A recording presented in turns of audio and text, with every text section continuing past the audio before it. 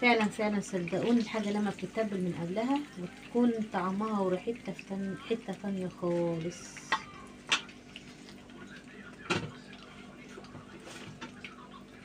اللهم صل وسلم وبارك عليك يا حبيبي يا رسول الله. حط بقى ايه تاني دور.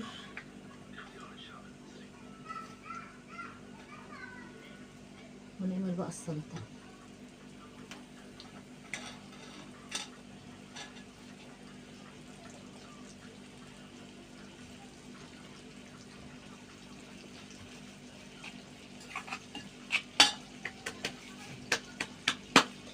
كده يا حبايبي نقطع بقى ايه السلطة.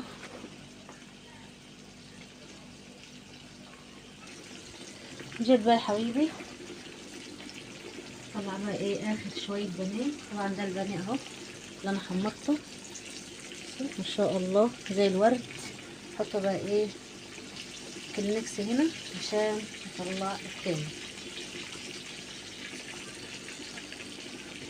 طبعا انا كان عندي اخر مرة كنت عملت كفتة ايه الصينية ما خدتهاش فاتفضل حتة فحطيتها في الفريزر. تمام.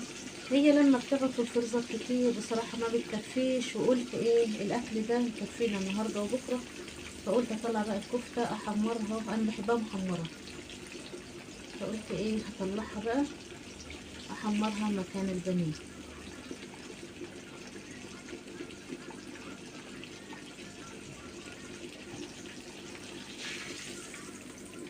ما شاء الله ما شاء الله زي الفل. فل يا ولاد فل الفل.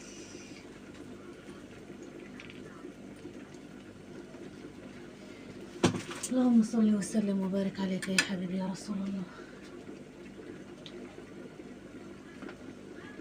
شيل بقى ايه شوية الرغوي دول.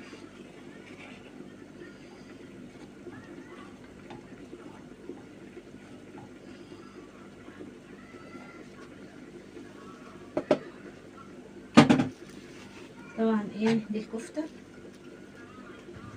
طلعتها بقى ايه حطيتها هنا في البقسماط اللي مكان البانيه.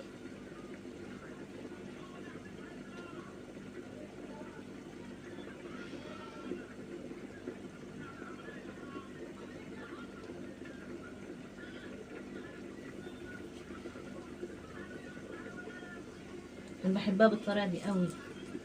اي حاجة مقلية عموما بتبقى طعمها احلى من المشوية.